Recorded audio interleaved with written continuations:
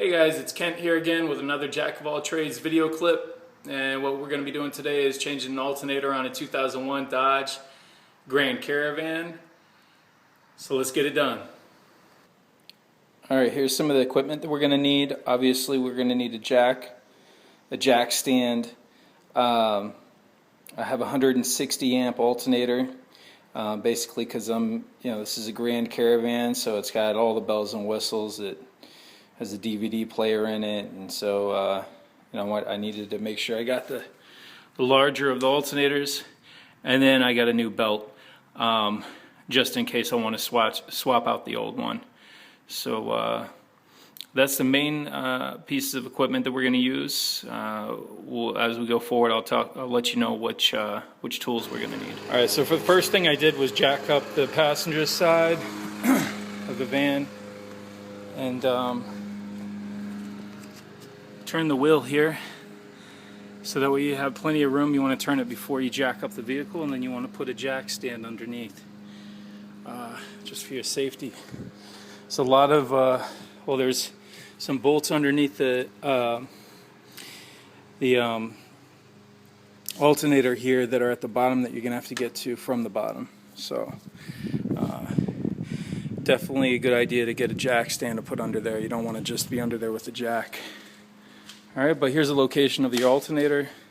It's on the left side of the engine over on the passenger side.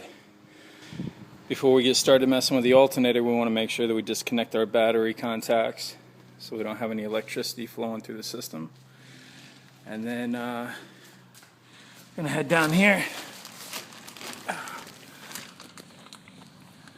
Passenger side.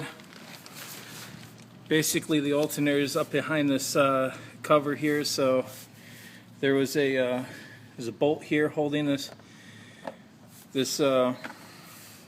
protective cover in place, and then over here there's just one of these little plastic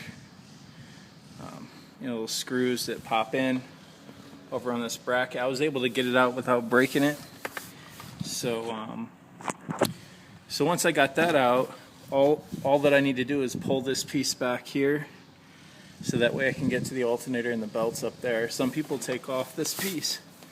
Up at the top there's more of those plastic studs, I guess you can call them, but it looks like those might be a little hard to get out without breaking them, so I'm just going to leave them in place and then tie this shield back so I can easily get to my alternator and belts up there.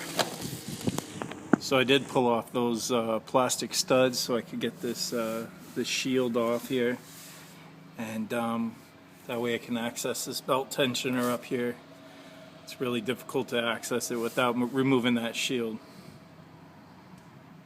So we're going to have to basically get to this, turn it so we can loosen up the belt and pull the belt off of the alternator up there.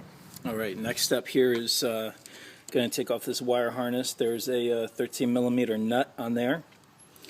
Then right underneath it is another wire harness that just plugs in. Well, you can see that. And then down beneath that, you see that little bolt down there. That's a 15mm bolt that's holding this AC or this alternator on, and underneath the alternator there's two more 15mm bolts that I'm going to take off next. Alright, so I got my belt loose by loosening this tensioner here. There's a few ways you can do it. You can use a ratchet and put it in this. With this tensioner, you can put it in there and torque it. Or you can use a different ratchet to, I think it might be like a 20mm. I'm not sure, but it goes over the edge here, and you can use that to torque it up. So the bolts I had to get to under here are going to be this bolt up here that I already loosened. You can see that 15mm, and then the other one's right here that I already loosened up as well. That's going to be 15mm as well. It's really tight to get to, so I actually had to use a longer 5/8 inch socket, because it was a little bit deeper socket, to be able to extend my ratchet over the edge here so I could torque it. So luckily it worked for me, but that's not the exact size you're supposed to use. You're supposed to use a 15 millimeter. But I got lucky. So after I remove this other bolt, I'm going to go to the top, remove the bolt up there, and then pull out the alternator from that point. So this bolt that I pulled down out of here that was going through the alternator to hold it on the top is a 15 millimeter, and I didn't have a 15 millimeter ratchet or wrench, so I had to use a 5/8, I believe. Yeah, I had to use a 5/8, and it was really tough to get to, and the 5/8, barely got it. It didn't strip the bolt, so I got lucky with that. But you definitely want a 15 inch or a 15 millimeter wrench, and you don't want to use a socket, because I started using my socket and it started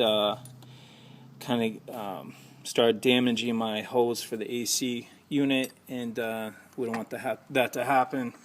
And you get to a point where you can't use a socket anymore anyhow, so that probably took the longest to do. So make sure you got a 15 millimeter wrench for that. And then I did take this electrical connection off here. It was pretty tough to get it off. It has that red piece that kind of goes over the bottom. There's a little notch on it, so you got to be careful so you don't break that. Supposedly, I think you're just supposed to be able to squeeze it and pull it off, but that didn't work for me. Had to use a screwdriver to kind of pry it out the back here to get it off. Now I'm going to pull out this alternator and then put the new one in.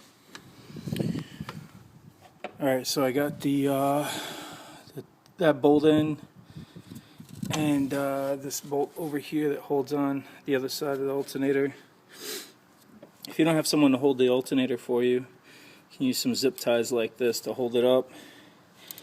But you want to make sure that when you put in these bolts, you don't tighten them all the way, because you're going to have to make adjustments. Like at the bottom right now, this is up a little too, the alternator is up a little too high to put in the bottom bolt, so I got to cut this zip tie and probably loosen it a little bit so I can get it to go down to where it needs to be.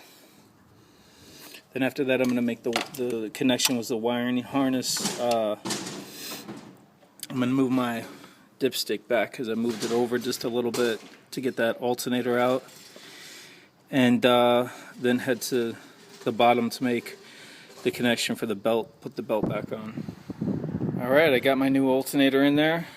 All the wire harnesses hooked up. I did put the belt back on, and when I turned the motor on, it lined up just fine. So I'm going to go down here, and I already put back on this shield here to protect all that equipment under the car. It has, don't forget, you have to put your, there's, I don't know if you can see that up there, but there's a stud, plastic stud there, plastic stud up over here, and then there's one there on the side. And then here we have a bolt where it bolts into the frame of the vehicle. So that's it. Now I'm going to bring down the jack, pull out my jack stand and bring down the van. I'm all set. Good to go.